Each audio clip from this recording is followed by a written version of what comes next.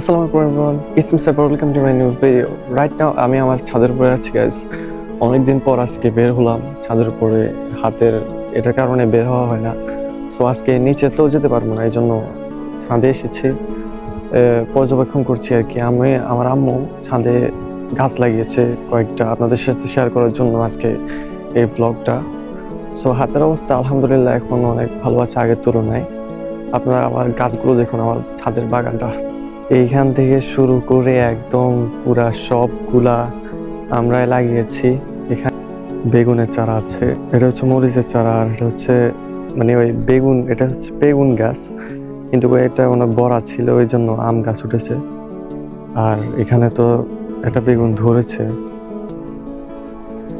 বেগুন একটা ধরেছে। আর হচ্ছে এদিকে পেয়ারা গাছ লাগিয়েছে টাঙ্কের ভিতরে।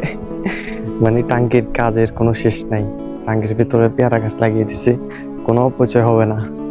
আর এখানে বেগুন গাছ ফুল ধরেছে, বেগুন ধরবে ইনশাল্লাহ।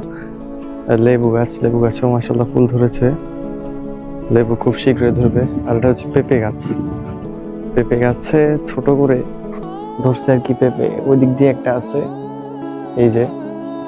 সো এই হলো আমাদের বাগান আর কি। আর এখানে হচ্ছে একটা কুমড়া গাছ মেবি। এদিকে আমার খুব কমই আসা হয়, মানে কোয়ারেন্টাইনের মতো হয়ে গেছে আর কি, আজকে আসলাম। আর এটা হচ্ছে লেবু গাছ, লেবু গাছে এখনো ধরে নাই লেবু, খুব শীঘ্রই ধরবে ইনশাল্লাহ।